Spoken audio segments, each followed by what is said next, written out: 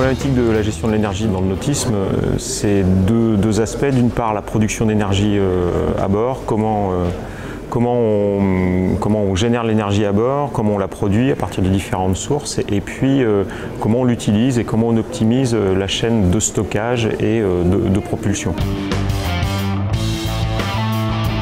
On est passé dans un tournant où l'électricité n'est plus quelque chose d'exotique. On parle d'électricité dans tous les domaines des transports, que ce soit les grands constructeurs, et on le voit dans la presse régulièrement, on le voit dans les constructeurs de gros véhicules, bus.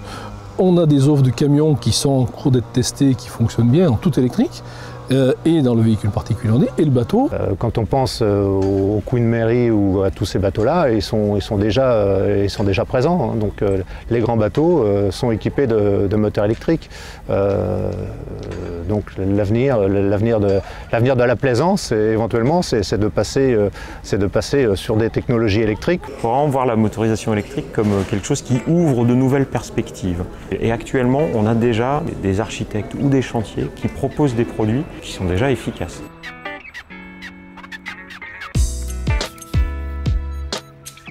Remora en fait est un trimaran électrique de 7 mètres. Donc c'est un bateau qui a été élaboré sous le cahier des charges de la Fédération française des ports de plaisance. Donc c'est un bateau qui est fait pour les ports de plaisance, donc motorisation électrique, il ne fait pas de bruit, il ne fait pas de vagues, il a beaucoup de force en traction, donc en traction à basse vitesse à boulin à poule.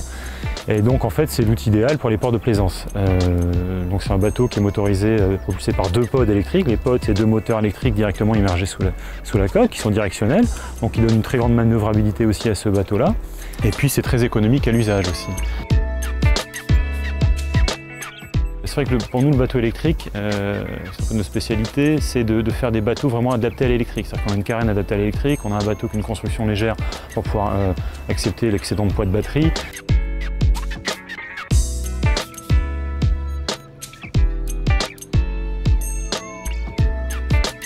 Un plaisancier, si je prends la moyenne par exemple à Lorient, il va se faire Lorient-Groix, Groix-Lorient dans une journée, et pas beaucoup plus. Donc finalement, avec ces bateaux-là, on arrive à toucher l'essentiel des utilisateurs. Et non, malheureusement, non, ce serait trop facile. Il y a, en fonction d'un profil d'utilisation donnée de la batterie sur un bateau, qu'on soit en mode propulsion, que ce soit pour alimenter les équipements de bord dans l'application énergie embarquée, on va mettre en œuvre des solutions différentes de batteries qui pourraient être de plomb, nickel-cadmium, lithium-ion, nickel-métal-hydrure. C'est d'abord l'application qui va déterminer le besoin en batterie. Tout à fait, notre carburant est l'hydrogène et on utilise l'oxygène de l'air grâce à un compresseur pour faire cette réaction électrochimique à l'intérieur de la pile. Donc l'avantage des piles à combustible, c'est qu'il n'y a pas de pollution, il n'y a pas de bruit, et donc on a de gros avantages dans leur utilisation. Parmi les applications que l'on peut viser, il y a un prototype qui a été étudié avec PSA, un véhicule Physipack qui fonctionne et qui a donné de très bons résultats en terrestre. Alors, ce que l'on connaît en milieu terrestre, on veut le valoriser et puis avoir un retour du moins en milieu salin, en milieu marin. Sur un système classique, il faut une source d'énergie et il faut des câbles pour lier les capteurs et les afficheurs.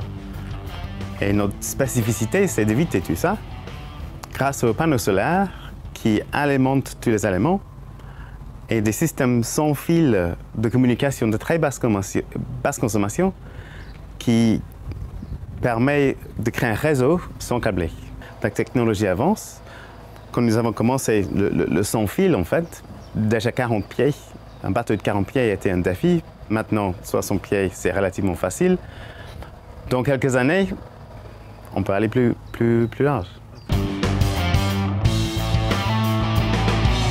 On a l'obligation d'avoir à bord un moteur diesel de 37 chevaux qui est en grande partie sert à produire de l'énergie, mais aussi doit servir aux manœuvres du bateau dans le port. Il faut que le bateau soit autonome dans ses déplacements et surtout pour des questions de sécurité. C'est un moteur de 37 chevaux et donc on s'en sert comme génératrice. Donc tous les jours, le skipper allume en gros une heure le moteur pour produire l'énergie. Et c'est cette énergie, il va s'en servir toute la journée. Mais pour nous, il faut y adjoindre des moyens complémentaires en cas de panne de ce moyen principal de production d'énergie. Notre système de secours en termes de production d'énergie à bord, c'est l'hydrogénérateur. Donc l'idée de faire traîner derrière le bateau une hélice pour produire de l'électricité nous a semblé le moyen le plus intelligent et le plus adapté par rapport à notre problématique. L'objectif, c'est vraiment d'essayer d'arriver à implanter un hydrogénérateur sur le bateau de Monsieur Tout-le-Monde, étant donné que nos problèmes d'énergie sont aussi, je pense, les problèmes d'énergie du plaisancier, avec quelques précautions à prendre, avec la spécificité de la navigation de plaisance par rapport à la navigation de course au large.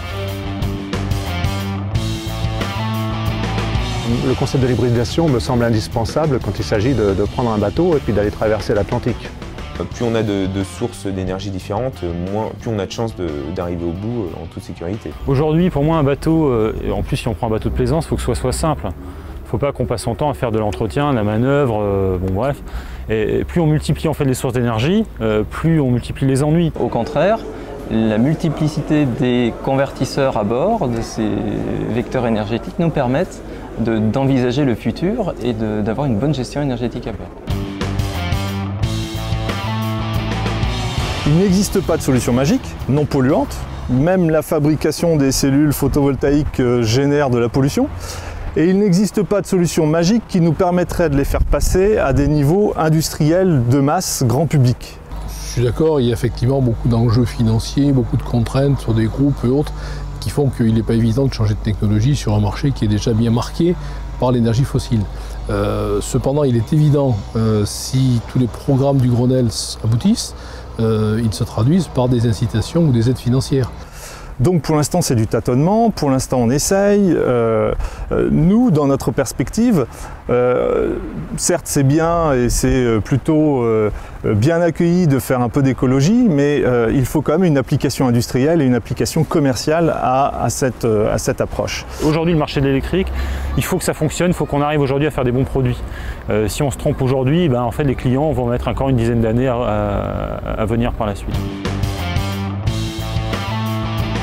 Ça s'interconnecte avec l'infrastructure de recharge qu'il va falloir déployer sur le territoire.